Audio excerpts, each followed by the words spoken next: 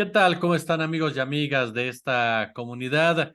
Durante los últimos días hemos escuchado muchos debates, señalamientos en torno a los libros de texto como origen, centrándose en el punto del comunismo, y esto ha derivado en una discusión también, por supuesto, sobre qué tanto existe realmente una conciencia social en la actualidad, qué tanto ha existido una conciencia social en nuestro país, en las diferentes clases que la conforman. Voy a platicar, por supuesto, con el maestro Raúl Romero, a quien le agradezco muchísimo que se encuentre nuevamente con nosotros en su canal. Maestro, ¿cómo estás? Buenas noches, buenos días, buenas tardes. ¿Qué tal, Jesús? Un gusto saludarte a ti y a todo tu auditorio. Pues yo de entrada te preguntaría, Raúl, ¿qué entendemos por conciencia social? ¿Qué es lo que entendemos cuando ponemos sobre la mesa este concepto? Mira, es un tema interesantísimo. Tiene que ver mucho con los procesos de cómo las personas conocemos, ¿no? Es un proceso cognitivo, cómo conocemos, cómo se forma, es decir, las personas, pues rodeadas de nuestro mundo cotidiano, de nuestra vida cotidiana, de nuestros círculos familiares, de las escuelas, de los núcleos de nuestros amigos, vamos conociendo el mundo en el que nos desarrollamos, los trabajos en los que nos involucramos, los libros que leemos, los juegos que jugamos, ¿no? Va generando una toma de conciencia sobre el mundo que habitamos, ¿no? Eh, una conciencia social, tal como lo estás desarrollando, tiene que ver también sobre los vínculos que tenemos con otros y otras actores sociales, con otros y otras personas que estamos, con las que habitamos y cohabitamos el mundo. Hoy nos dirían incluso que no solo tenemos una conciencia social, sino una conciencia del mundo que habitamos, concibiendo también a la naturaleza, a los seres vivos, no solo humanos, sino también a los animales, como seres con los que interactuamos, ¿no? Incluso los estudios jurídicos que hablan ya no solo sobre derechos de la naturaleza, sino también derechos de los animales, nos van a tener una conciencia sobre con los seres que interrelacionamos. Y esa conciencia tendría que llevarnos o tendría que formarnos que esos otros con los que cohabitamos el mundo también tienen derechos y también tienen formas de comportamiento, formas de vida con las que tenemos que interactuar. México tiene una tradición interesantísima porque su propia formación social tiene una conciencia comunitaria fuerte, ¿no? México como país, como culturas, como pueblos que habitan este país, tiene una formación comunitaria de tipo no solo de los pueblos originarios, sino también de tipo vinculada mucho a procesos agrarios, a los procesos de la tierra, a procesos de solidaridad. Eh, Tiene también una tradición fuertemente migrante, es decir, este vínculo con los pueblos que tienen que migrar y que tienen que habitar otros países, en donde incluso hay estudios interesantísimos de pueblos purépechas o pueblos originarios de Oaxaca, donde hay un vínculo con la comunidad más allá de las fronteras nacionales, ¿no? México como sociedad, como países, hay una fuerte conciencia social, pero también y aquí es donde está uno de los retos, una de las amenazas, hay una fuerte tradición cultural de tipo capitalista que busca romper esos lazos sociales, que busca romper esa conciencia social, que busca romper esa tradición comunitaria y centrarlo en el individuo, es decir, donde todo es mérito de la persona, de la individualidad y no tenemos relación o la relación es netamente utilitarista con quienes cohabitamos el mundo. En ese punto es donde aparece entonces el debate por la conciencia de clase, cuando hablamos, por ejemplo, de una clase trabajadora, hablamos de una clase privilegiada. Sí, justo, tiene que ver con quienes cohabitamos el mundo, ¿no? Con quienes, qué es lo que cultural y materialmente nos permite conocer el mundo que habitamos. Hay una conciencia de clase de las personas que son dueñas del capital, de las personas que son dueñas de los medios de producción, donde viven un mundo, pues muy característico de ellos, un mundo de la ganancia, un mundo de la mercancía, un mundo de la individualidad, un mundo del utilitarismo, ¿no? Un mundo de lo comercial, un mundo de la mercancía. y hay como oposición una conciencia o se aspira a la formación de una conciencia de las personas desposeídas, de los modos de solidaridad, de los modos de interrelación. A mí me gusta explicarle a mis alumnos, decirles, por ejemplo, el fenómeno este de la tanda, ¿no? Que se da en los barrios, donde son como mecanismo de ahorro entre los sectores populares. En realidad es una herramienta que permite el ahorro, que permite la colaboración entre sectores populares para juntar un recurso y ayudarse ante las emergencias que a veces tienen algunas familias, algunas personas, y a otros para tener un ahorro en el futuro, ¿no?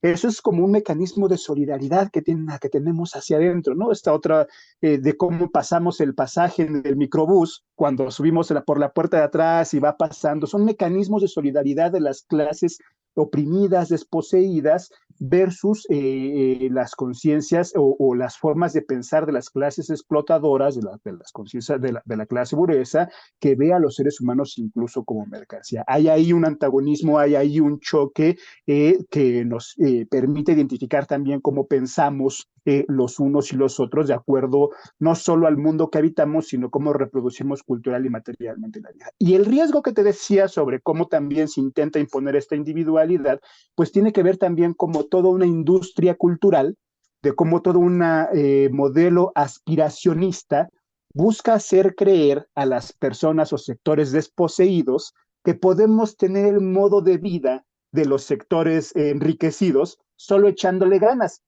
el echaleganismo, ¿no? Es decir, tú eres pobre y eso tendríamos que ir a los medios de comunicación.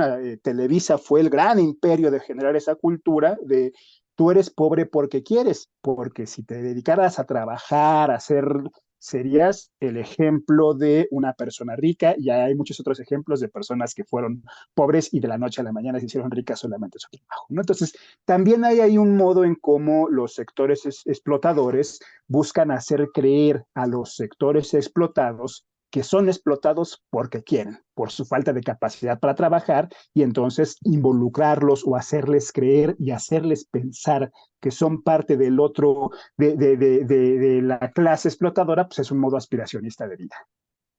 Qué tanto, Raúl, ha permeado esta situación, este discurso, como bien señalas, de una clase dominante, en donde lo vemos cuando viene la gran pregunta, si eres o no eres de clase media, y mucha gente se ubica en la clase media aun y cuando realmente no lo es, pero que tiene precisamente este concepto de que algún día va a formar parte precisamente de la clase dominante, aun y cuando desde hace mucho tiempo esa misma clase dominante detuvo cualquier ascenso social, cualquier posibilidad de movilidad social. ¿Qué tanto ha permeado hasta el momento en la sociedad mexicana? Muchísimo. Fíjate que esa es una pues de las características de esta industria cultural, de este modo de insertar, de romper el tejido social comunitario, es que busca hacerle creer al pobre que no solo es pobre porque quiere, sino le busca hacer sentir vergüenza, ¿no?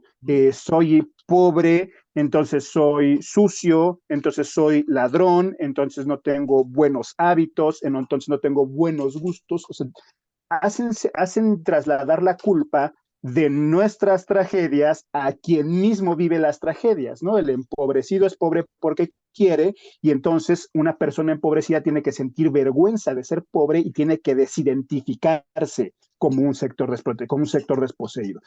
Ese mecanismo hace que esa persona que en los hechos no tiene más que su fuerza de trabajo, que es la que vende para poder sobrevivir día a día, aspire y tenga el modo de vida o quiera aparecerse como un actor de la clase media o incluso como un actor emprendedor, ¿no? Y hay toda una serie de lenguajes, de conceptos que se van tejiendo ahí: el emprendedurismo, el coaching, la aspiración, el individualismo, que van construyendo precisamente esos modos de vida, esos modos de ser, esos modos de pensar, en donde ese que siente vergüenza y no puede decir que es pobre, tiene que asumirse como clase media en ascenso y burlarse de otros pobres, romper sus tejidos de solidaridad de esos otros pobres, ¿no? Y entonces hay todo un mecanismo de tener el celular de último modelo, romper, vestir la ropa de marca, ¿no? Avergonzarse del sector al que pertenece,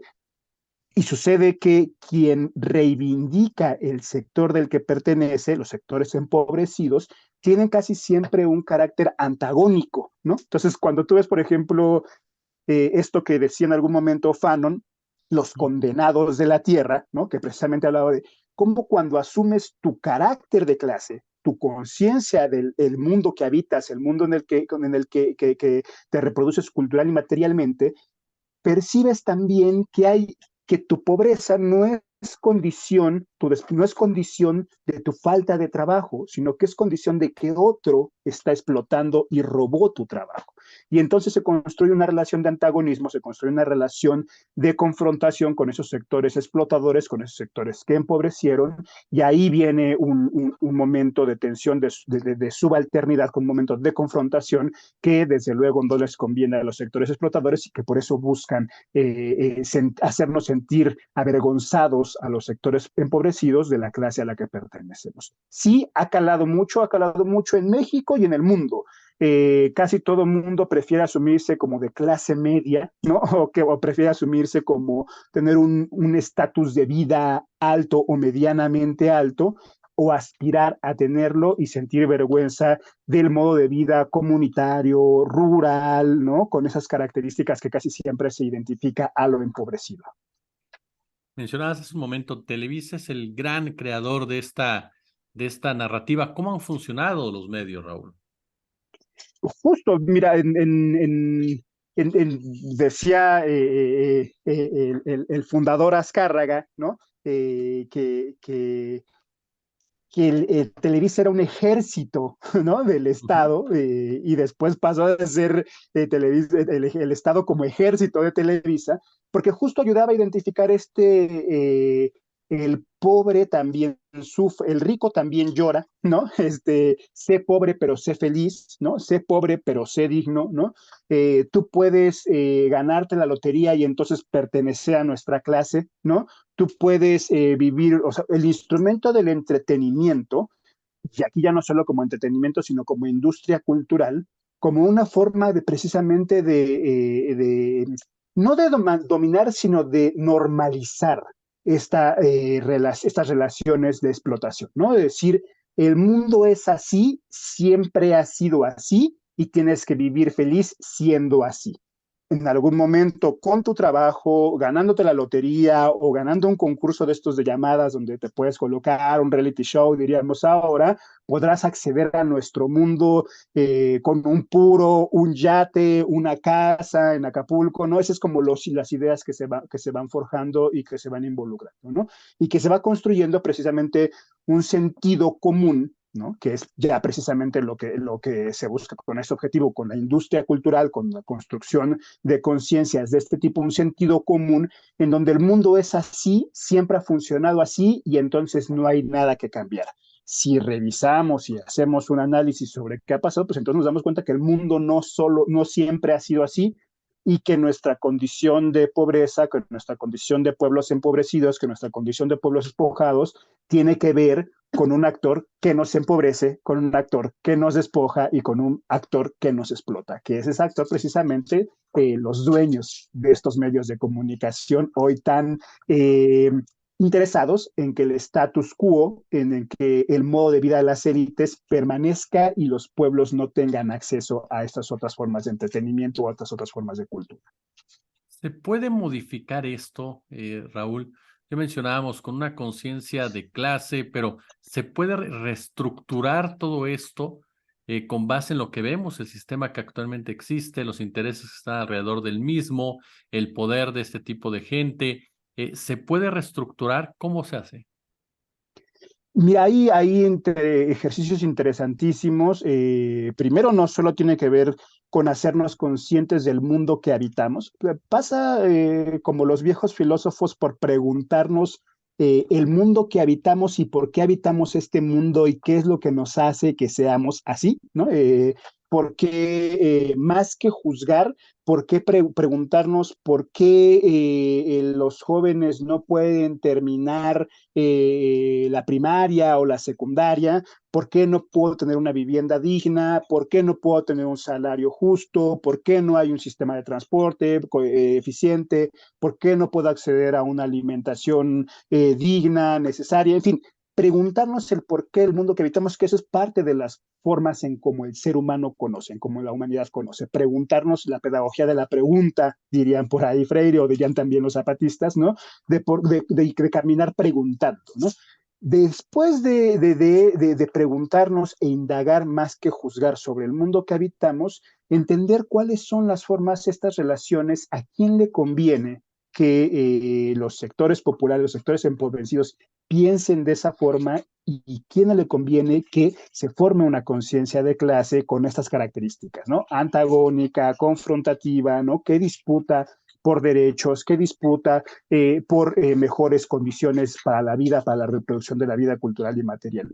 Sí hay interesantísimos esfuerzos. Ahora estuvimos trabajando con algún proceso de las escuelas normales rurales, por ejemplo, ¿no? Donde como un modelo de educación del siglo pasado, de corte agrarista, ¿no? De corte campesina, donde los estudiantes son orgullosamente campesinos y son orgullosamente, reivindican sus raíces y desde ahí asumen quiénes son los sectores que explotan, que roban, que extraen sus recursos.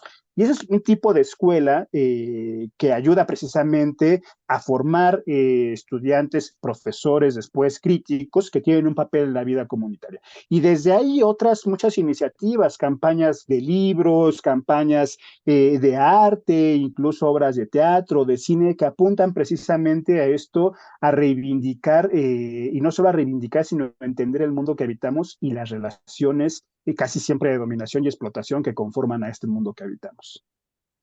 Mi querido y admirado Raúl Romero, de verdad siempre es un placer escucharte y platicar contigo aquí en nuestra comunidad.